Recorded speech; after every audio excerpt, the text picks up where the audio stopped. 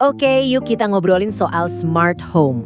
Kalau dengar kata itu mungkin yang kebayang langsung lampu warna-warni atau gorden yang bisa nutup sendiri kayak di film-film ya kan? Tapi pertanyaannya, apa bener itu yang kita butuhin di Indonesia? Nah, di sini kita bakal kupas tuntas konsep otomasi yang paling pas, yang bener-bener kepake buat kondisi rumah kita di sini. Ini dia yang langsung nendang dari awal. Kalimat ini tuh kayak langsung nantang pemikiran kita selama ini. Sering banget kan kita lihat demo produk canggih dari luar negeri, terus mikir, wah keren banget, pengen punya.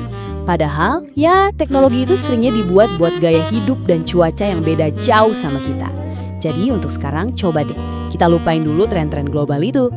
Ini dia pertanyaan kuncinya. Sebelum kita bisa nemuin solusi yang paling jitu, kita harus jujur dulu sama kondisi unik rumah kita di Indonesia. Emangnya apa aja sih yang bikin kebutuhan kita tuh beda? Yuk kita telusuri bareng-bareng. Wah, mitosnya banyak banget loh. Kita sering disuguhin sistem pemanas ruangan otomatis atau jendela super kedap yang nutup sendiri. Fitur-fitur itu mungkin berguna banget di negara 4 musim. Tapi kalau di sini, belum tentu. Tren dari luar itu nggak selalu pas, karena ya emang bukan dibuat untuk menjawab tantangan kita sehari-hari. Oke, jadi untuk nemuin solusi yang benar-benar pas, kita harus mulai dari akarnya dulu. Ngertiin kondisi kita di sini. Ada beberapa realitas unik yang ngebuat cara hidup kita di rumah itu beda banget. Dan ini adalah fondasinya. Pertama, dan ini udah pasti paling kerasa ya, cuaca. Kita ini kan hidup di iklim tropis yang panasnya minta ampun sepanjang tahun. Ini bukan cuma soal gerah atau nggak nyaman, tapi juga soal tagihan listrik yang bisa bengkak, terutama karena AC. Jadi, solusi otomasi apapun harus mikirin faktor paling dasar ini. Realitas kedua, ini soal kebiasaan kita. Banyak rumah di Indonesia itu kan dirancang supaya angin bisa bebas keluar masuk. Pintu dan jendela sering banget kebuka, entah buat cari angin sepoi-sepoi, atau sekedar buat say hi sama tetangga. Nah, kebiasaan ini punya pengaruh besar loh ke soal keamanan dan seberapa efektif AC bisa mendinginkan ruangan. Dan yang ketiga, rumah kita itu pusatnya aktivitas. Ramai terus, seringkali ada banyak orang, anak-anak lari-larian, orang tua, mungkin ada asisten rumah tangga, semua punya jadwalnya masing-masing. Sistem otomasi yang bagus itu harusnya bisa ngikutin ritme rumah yang dinamis ini, bukannya malah nambahin keribetan. Oke, setelah kita paham tantangannya, cuaca panas, rumah yang serba terbuka, dan keluarga yang super aktif, sekarang kita baru bisa ngomongin solusinya.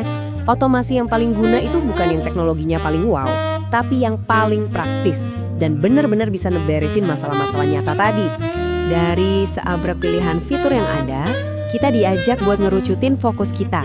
Cuma ketiga area inti ini aja, yang katanya bisa ngasih dampak paling gede buat kenyamanan dan efisiensi kita sehari-hari di rumah. Apa aja tuh? Dan ini dia 3 jagoannya. Pertama, lampu otomatis. Simple kan? Nyala pas kita butuh, mati sendiri pas ruangan kosong. Jelas hemat listrik. Kedua, AC yang dibikin lebih pinter, jadi bisa ngatur suhu dengan efisien, nggak perlu nyala terus-terusan. Dan ketiga, keamanan yang sederhana. Cukup sensor di pintu atau jendela yang bisa ngasih peringatan kalau ada apa-apa, tanpa perlu sistem pengawasan yang jelimet. Inilah inti dari smart home yang masuk akal buat kita. Nah, ini poin yang penting banget. Kita harus benar-benar milih sistem dengan prinsip yang tepat. Tujuannya kan bikin hidup lebih nyaman, bukan malah nambah pusing. Jadi yang namanya kestabilan dan kemudahan pemakaian itu harus jadi nomor 1. Jauh di atas segudang fitur yang mungkin gak akan pernah kita sentuh sama sekali. Coba deh kita bandingin. Di satu sisi ada sistem yang ribet. Fiturnya banyak banget tapi gak kepake, bikin bingung seisi rumah, sering error pula. Di sisi lain ada sistem yang simpel. Fokusnya cuma ke yang penting, semua orang di rumah bisa pakai, dan yang paling utama, stabil dan bisa diandelin. Menurut kamu mana yang lebih pintar? Jawabannya udah jelas banget kan? Kebutuhan kita kan gak bakal gitu-gitu aja. Keluarga bisa nambah, rumah mungkin direnovasi, atau ya simplinya kebutuhan kita berubah. Makanya penting banget buat milih sistem yang modular. Sistem yang kayak Lego yang bisa tumbuh dan berkembang bareng kita. Gini loh kira-kira cara kerjanya. Kamu nggak perlu langsung bikin satu rumah jadi otomatis semua.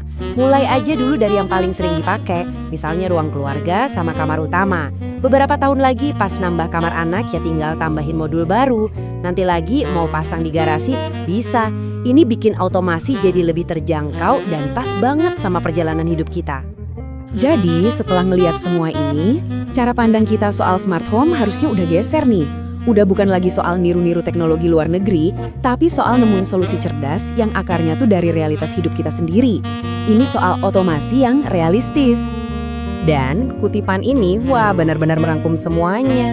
Teknologi itu harusnya melayani kita, bukan sebaliknya, iya kan? Sistem otomasi terbaik itu ya yang rasanya natural aja, yang paham sama ritme kehidupan keluarga Indonesia, dan diam-diam bikin hidup kita jadi sedikit lebih gampang dan nyaman. Kalau penjelasan ini bikin kamu mikir, wah ini gue banget, dan jadi tertarik buat nyari solusi yang emang dirancang khusus buat rumahmu, langkah selanjutnya gampang banget. Langsung aja kirim DM dengan kata kunci Automation Indonesia buat mulai obrolannya. Ini ada beberapa info tambahan dan tagger yang relevan kalau kamu mau gali lebih dalam lagi soal pendekatan otomasi yang praktis dan pas buat kita di Indonesia. Oke, terima kasih banyak ya sudah menyimak.